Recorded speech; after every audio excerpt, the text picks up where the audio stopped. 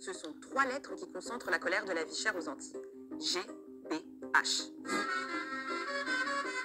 Les amis, est-ce que nous pouvons accepter ça? Les amis, est-ce que nous pouvons accepter ça?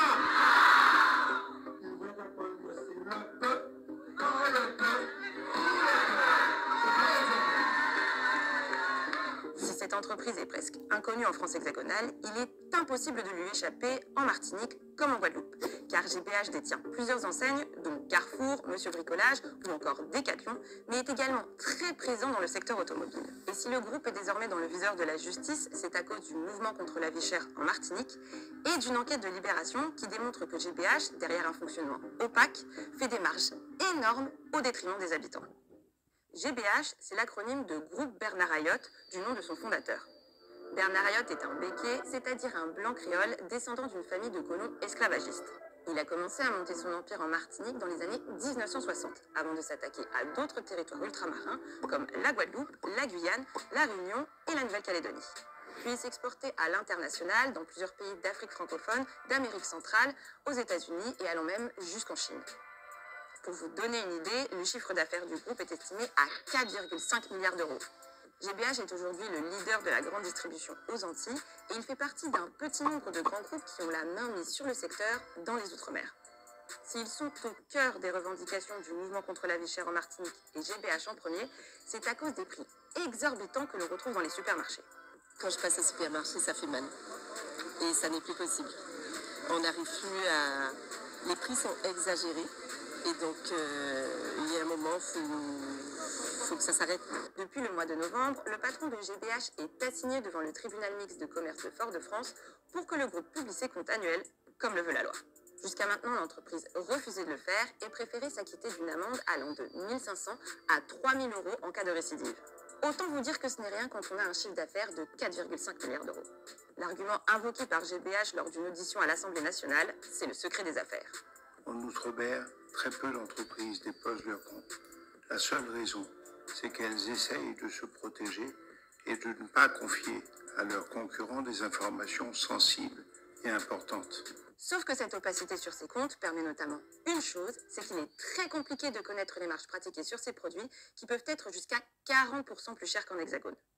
Pour tenter de lever le voile sur cette opacité, Johnny Ajar, alors député en 2023, a mené un rapport parlementaire sur le coût de la vie en Outre-mer. En France, quand il y a 3 intermédiaires, dans nos territoires, il y a 14 intermédiaires, chaque intermédiaire faisant sa marge.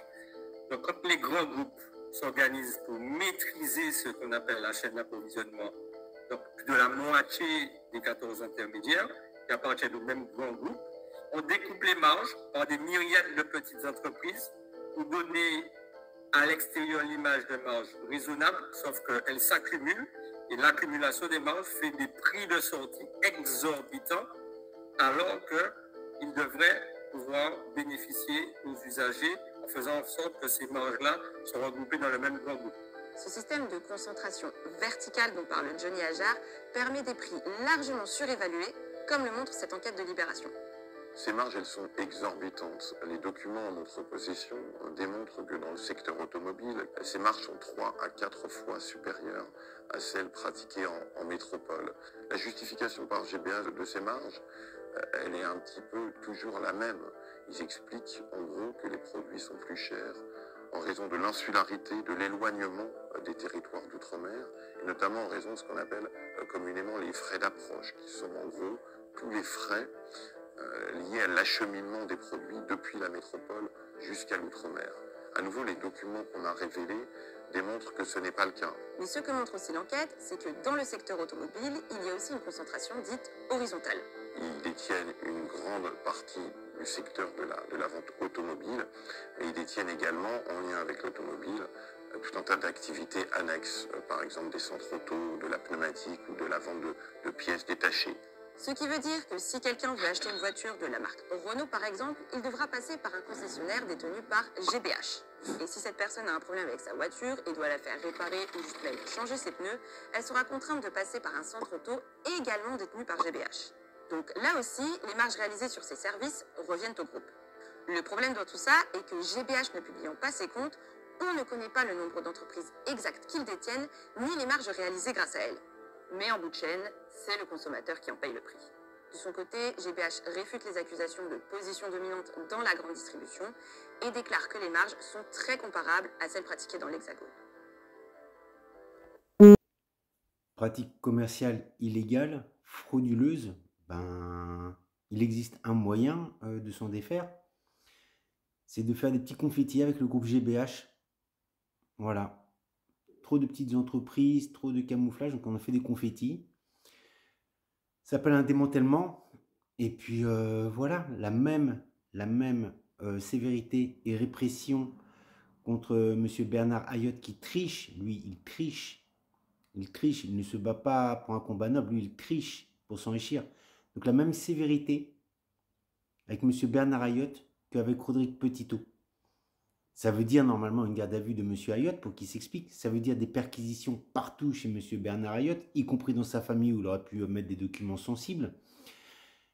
Ça veut dire une très forte amende. Ça veut dire un placement en détention pour ne pas qu'il puisse, et là c'est très important, pour ne pas qu'il puisse camoufler encore ses chiffres. Donc un placement en détention. Je pense que M. Ayotte est en bonne santé, hein, d'après ce que je vois.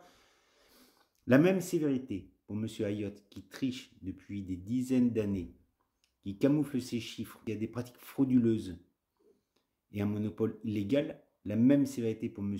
Ayotte que pour M. Rodrigue Petitot. D'accord? C'est pas le petit Martiniquais qui va payer pour le riche béquet. Voilà. C'est une belle conclusion.